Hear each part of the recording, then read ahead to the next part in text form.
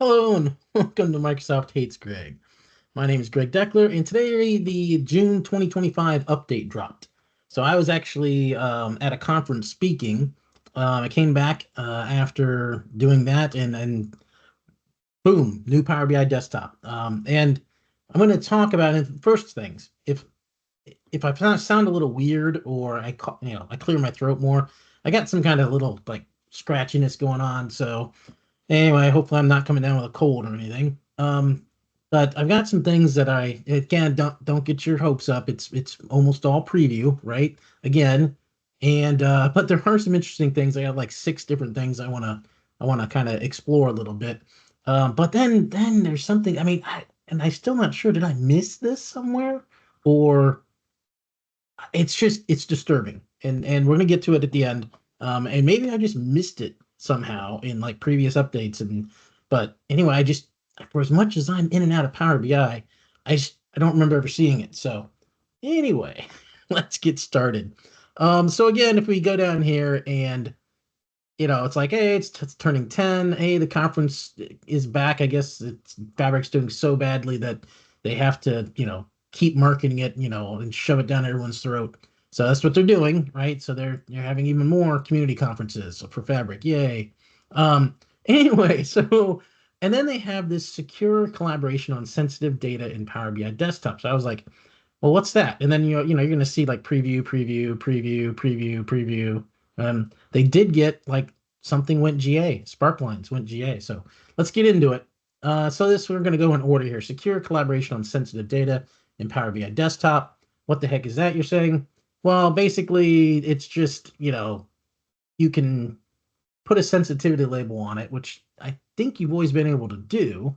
But they made some enhancements to it. Now, at least for me, this doesn't do anything for me. It's most people are kicking the tires. I see a lot of people kicking the tires on purview and sensitivity labels and things like that. But I personally, I don't really have any customers that I know of that regularly do sensitivity labels on their Power BI desktop. But apparently now, I guess it's easier to do it. So yay, I guess, but doesn't do me any good. Okay, so the next one is sparklines, right? We talked about sparklines, generally available. So December of 2021, right? So we're talking what, 3.5 years? 3.5 years, people. 3.5 years to get something from preview to GA. And I would say that's probably pretty much average at this point. So if anything that's in preview right now that they're coming out with, like all these different preview things that they have, right? Preview, preview, preview, wait 4 years and then you'll actually be able to use it, right? So I mean and you gotta wonder, like, I would love to know the backstory behind this. Like, why? Why does it take 3.5 years, 4 years to get a feature out the door?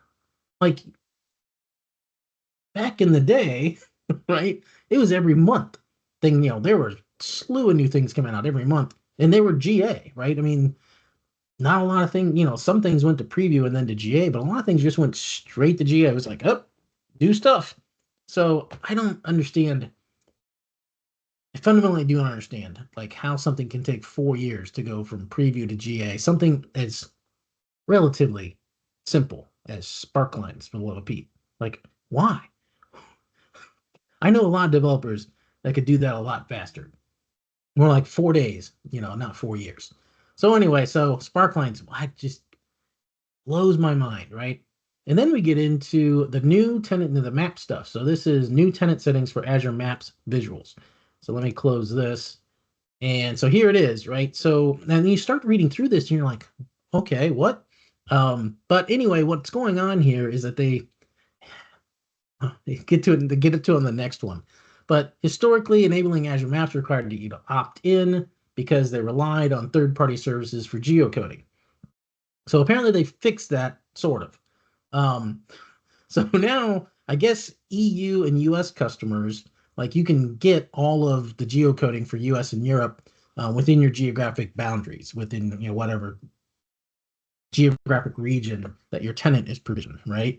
And all of that geocoding and that will stay within the US or within Europe, I guess, from reading this.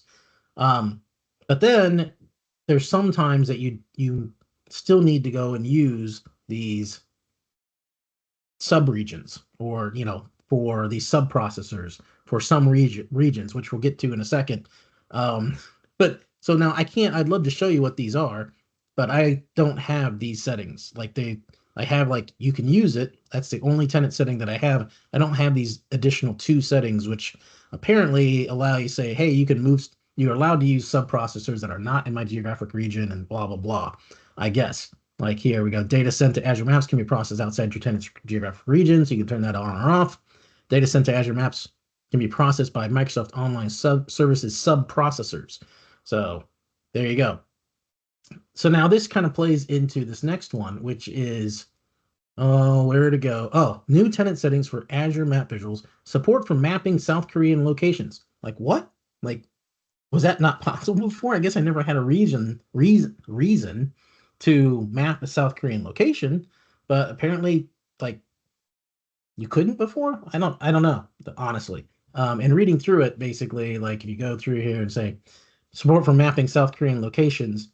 So for all users outside South Korea, the Azure Maps visual in Power BI now supports geospatial scenarios involving South Korea. So I guess it didn't before. Like, that's so bizarre to me. But you have to, and it talks about in here, you have to enable all three Azure Maps tenant settings, all three, such as the Azure Maps depends on mapping subprocessor to provide geolocation support in South Korea. So I guess, right, if you're a US customer, but you need to map stuff in South Korea, you still need to turn on where the data can leave your tenant's geographic area, and that you allow subprocessors to process your data. So there you go. I mean, it's clear as mud, right? But there you have it. Okay, so let's look at the next one. Oh, was the next one I wanted to look at? Oh, the external tools. So this one this one was kind of interesting. Expanded support for write operations via external tools. So this has always been rather limited. Like, there were certain things that you could write to within the semantic model, and certain things that you couldn't. I think one of the big things was, like, you couldn't write to Power Query M queries. So and that limited a lot of the external tools when I was back building external tools. Right, that really limited, because I had ideas for things I could do with, like, Power Query and stuff like that. So this one's interesting to me because maybe I'll revisit some of those things and see if I can, resurrect some of the ideas I had around that I was limited to because I couldn't write to certain objects within the external tools. They just wouldn't let you. And there were all kinds of restrictions around it as well. Like, there was always, like, some of the things that my tools do or weren't strictly, you shouldn't be doing those things. At least they weren't supported operations, right? So, like, going through and changing every single column, in your data model as far as the format of it, of like a date or something like that, you shouldn't be doing that. But now I guess it's fine. So go nuts, right? And no, I'm not doing, like, active development on any of the tools, right? I mean, you have to understand, people, that it all started as a joke. This channel, the first external tool I wrote, it was all a joke so I could write a blog article on it, right? Called, why Microsoft hates Greg's quick measures and all that sort of thing. So, but maybe I'll fire up my development environments back up and see what I can do with them, and see if I can create some kind of simple tool that, allows me to write, and change things that I couldn't before. I don't know. It could be interesting to take a look at. So I'm going to take a look at that a little later, and I'll let you know. So then we had the Power BI project PBIP, public JSON schemas. Now this one, I was like, oh, that sounds interesting. What is that? Well, it turns out they added a line. That's all it is. So in the JSON, they're like, oh, we'll add a schema line, and now you can have a schema line. And it's it. It's literally it. This is deserving of a place in the June update because they don't have anything else going on, I guess. So anyway, those are the things that I wanted to take a look at. And now we get to the disturbing part, right? Where it's like, how did I not see this before? Let's see here. We got a Power BI desktop. Let's close this out. No, I don't want to save it. I don't even know what I did. So now I'm going to launch Power BI desktop. Now watch the screen, okay? Launching Power BI desktop now. Here we go. What is that? I'm like, the first time I saw it, I'm like, why is this opening up Microsoft bookings? right? But it's not Microsoft Bookings because Microsoft Bookings is well, is where to go. This one? Oh, I had it. Where is it? Anyway, the Microsoft Bookings is blue. There it is. Right here. Right? This is Microsoft Bookings. Okay. And so this is the rabbit hole that I go down, right? When I see this, I'm like, one, I'm just mind-boggling. Like, is that new, or have I been missing that somehow? When Power BI launches, like I cannot believe it's new for this month, but maybe I did, maybe I missed it. But this is where my head goes. Like, okay, so let's bring this up here. I've got some paint, so I had to screen capture this thing, right? So there's the logo, right? And then I'm like, well, is that fabric teal, or it doesn't look like fabric teal? So then I have to go and say, okay, get this one. So this is actually like one of the within Power BI. This is a button, and it's the fabric teal, and you can already see, right? Those are not the same colors, right? Then I'm like, well, is it Excel because it's green? Like, is it this? Right? But if you start looking at this, so I'm like, pick my little color dropper tool here, right? And then do the same thing. Once I get this a little bigger, color dropper tool, and then this would be the color, right? That one.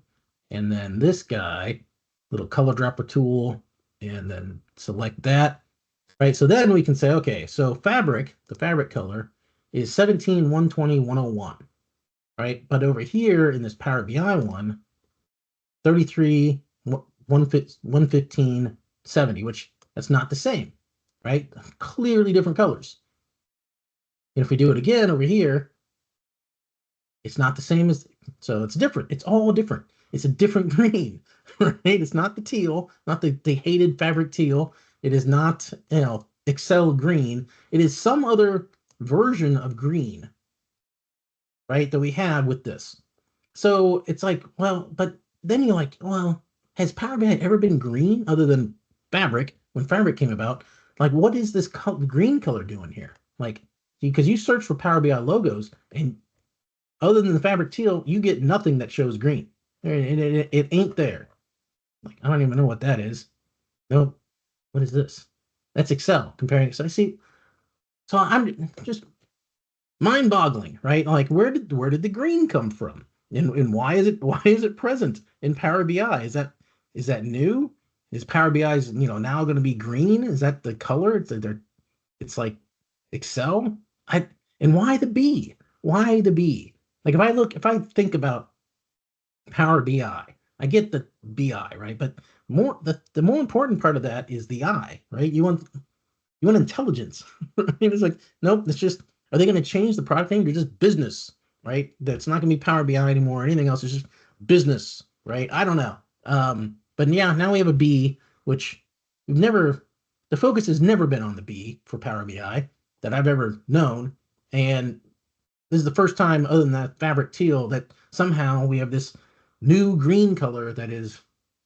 And so is that going to be another accent color to improve, like, color blindness and accessibility, right? This green is going to improve accessibility. I mean, that's been the story with the fabric teal. Like, that's how they passed that one off, just lied to everybody.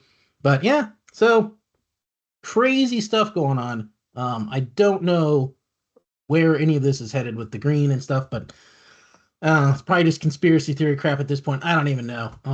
And so that's all I had for this video. Hope you enjoyed it, and I'll see you next time.